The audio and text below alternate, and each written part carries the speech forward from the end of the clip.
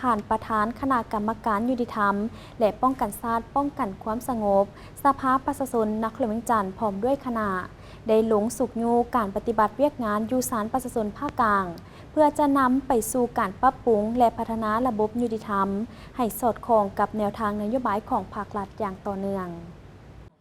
กล่องประชุมจัดขึ้นในวันที่27 พฤษภาคม 2565 โดยการนำพาของท่านนางสมเพียรวงศ์ไสประธานคณะกรรมการยุติธรรมและป้องกันชาติป้องกันความสงบสภานครหลวงเวียงจันทร์ปริญญาเอกอนุภาพตุลาลมเลขาคณะพรรคนครหลวงเวียงจันทร์ประธานสภาประชาชนนครหลวงเวียงจันทร์พร้อมด้วยคณะ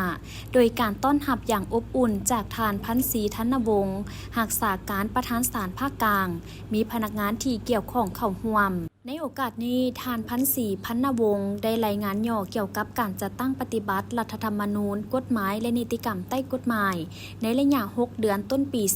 2025 และตามมติของประชุมสมัยสามัญที่ 8 สภาประชาชนนครหลวงเวียงจันทร์ซึ่งระยะผ่านมาคณะนำศาลประชาชนภาคกลางได้เอาใจใส่ศึกษาอบรมการเมืองแนวคิดให้พนักงานราชการอย่างเป็นปกติ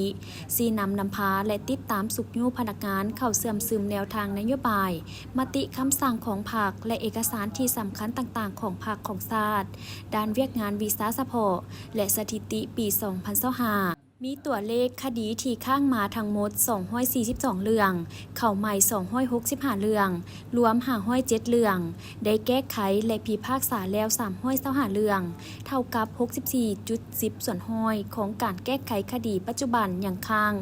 182 เรื่องในนั้นคดีขั้นอุทธรณ์ข้างมาแต่ปี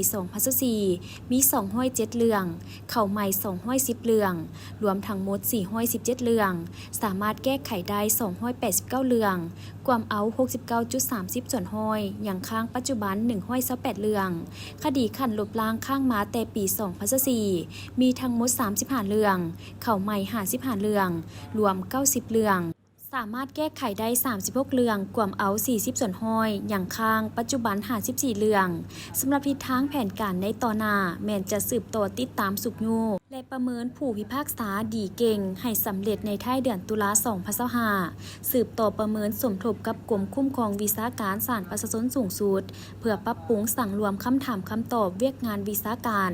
ลงไปติดตามสุกยูการแก้ไขคดีอยู่ศาลประชาชนท้องถิ่นให้สำเร็จตามคาดหมายในโอกาสเดียวกันท่านนางสมเพียรวงศ์ไสได้มีคำเห็นโอ้ลมว่า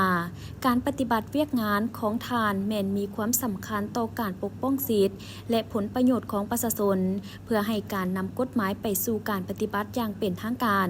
พร้อมนั้นท่านยังได้เน้นให้บรรดาท่านที่เข้าร่วมกองประชุมจงร่วมกันขนคว้าปรึกษาหารือและแลกเปลี่ยนคำคิดคำเห็นปัญหาต่างๆเพื่อการเข้าใจแท้จริงเกี่ยวกับการเฮ็ดเวียกและข้อเสนอที่จะนำไปสู่การปรับปรุงและพัฒนาระบบยุติธรรมให้สอดคล้องกับแนวทางนโยบายของพรรคและรัฐอย่างต่อเนื่อง